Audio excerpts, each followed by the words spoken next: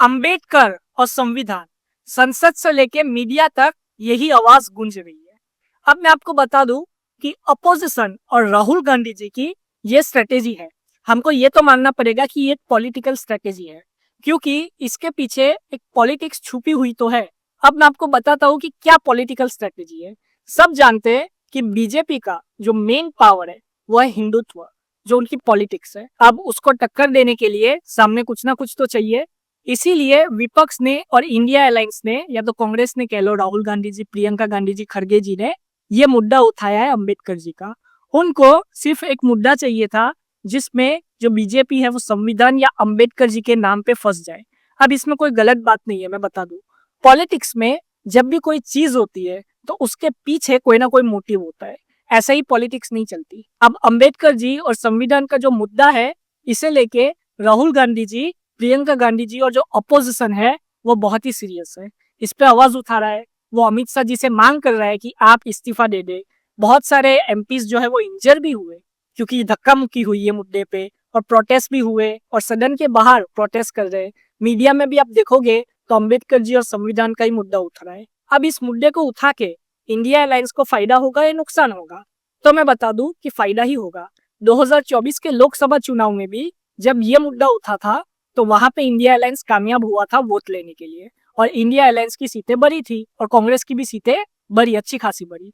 वैसे ही अगर यहाँ पे भी इंडिया अलायंस कामयाब हो जाती है ये बताने में कि बीजेपी जो है वो संविधान के विरोध वाली पार्टी है, जो कि संविधान का विरोध करती है, तो आगे जितने भी स्टेट इलेक्शंस आ रहे हैं, बिहार है, फिर वेस्ट बंगाल है, तमिलनाडु है, उसमें कांग्रेस और जो विपक्षी पार्टियां हैं उसको बहुत ही अच्छा खासा फायदा होगा, मैं अभी से बता दूं।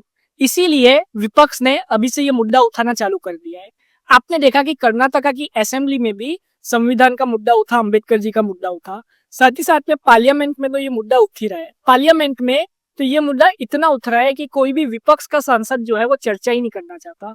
वो अमित शाह जी का इस्तीफा चाहता है और वो चाहता है कि अंबेडकर जी और कॉन्स्टिट्यूशन पे जो हमला हो रहा है वो रुक जाए। लेकिन आगे हमको ये ध्यान देना होगा कि अंबेडकर जी और संविधान का जो मुद्दा है ये इसलिए उठाया गया है ताकि जो पिछड़ा वर्ग है, दलित है, ओबीसी समाज है, जो कि अभी तक बहुत सारे वोट्स बीजेपी के पास है, उसको इंडिया अलायंस वापस खींच सके।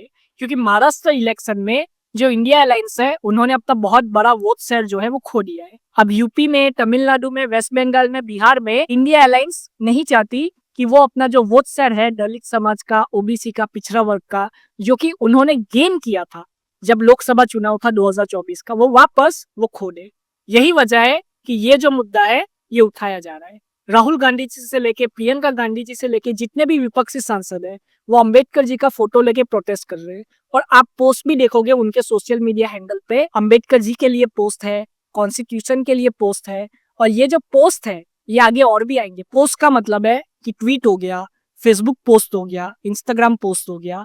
इसका मतलब है पोस्ट जो सोशल मीडिया हैंडल पे करते नेता। अब मैं बता दूं कि आगे क्या होगा।